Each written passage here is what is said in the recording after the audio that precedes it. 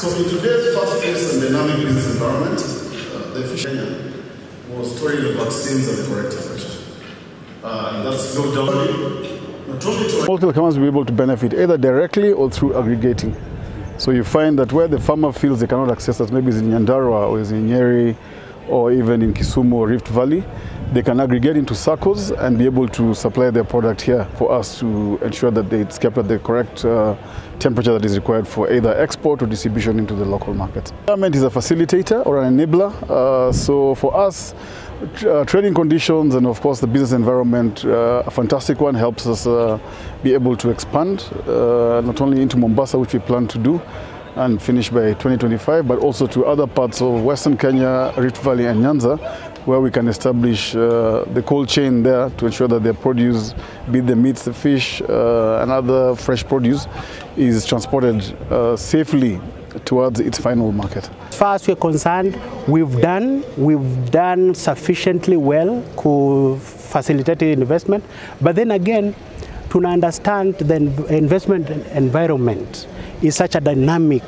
environment, na that's why unaona serikali katika huu mwaka Finance Act wame-enhance again benefit ya SEZ investors, wameongeza exemptions in terms of capital gain taxes, wame-enhance issues of market access. So the treatment of goods ikitoka kwa special economic zone to local market, there's a way the government has enhanced so that we see the fast tracking of taking of the program as it is. So hizo ni mikakati government inajaribu bado kuongeza so that the uptake of the program ikue fastened, because we are looking at bringing in foreign direct investments to create employment to our youth, which is much needed for this Kenya Kwanza government. Our customers, so our customers are a mix of customers. We have a wide range of clients for the facilities that we're building, and they include farmers, they include quick service restaurants. So those are the likes of KFC, those are what we call quick service restaurants. We're also targeting pharmaceutical companies as well as supermarkets. So mostly those are the kinds of people that we're looking to serve. We still feel that Kenya is certainly a place where we can do business. We are obviously engaged with the public sector to discuss matters around taxes.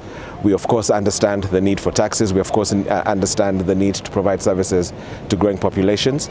And it's a continuing dialogue that we have. As a business, you obviously want reduced taxes.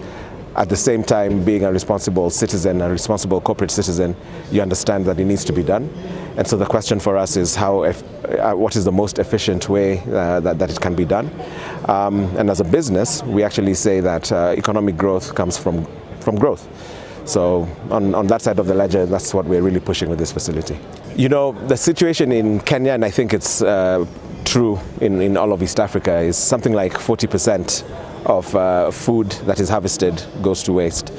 And out of that 40%, something like 85% is due to either a lack of cold chain at all, or a situation where the cold chain is compromised. So to local farmers, we say, if you want to address this problem, we have a facility for you. We have something that can solve that particular problem. You're in a situation now where you don't have to be a price taker because you're in an emergency and your harvest needs to be sold immediately. You can keep it with us until you have favorable conditions in which to do business. From a total fund perspective, we've raised $81 million, which is going to be deployed across East Africa. Kenya, predominantly we still accept is a majorly agricultural country, and we need every other savings in the sector of energy, agriculture. And we were referring to the Economic Survey 2023 that indicated slight drop in the agriculture contribution to the GDP from 21.5 to 21.2. That's from 21 to year 2022. And we are saying now, once we are able to control the post-harvest loss, once we are also able to give a solution to the farmers whose products get destroyed and they don't know what to do with it. Now these farmers are encouraged to produce, and with encouragement to produce, they'll produce more. With more production, there is definitely food security. When people are food secure, the economy will stabilize and grow. There are incentives that are being given. The incentives are light from the tax waivers to reduced power tariffs, and these are the kind of incentives in the special economic zones. They will go to the manufacturers.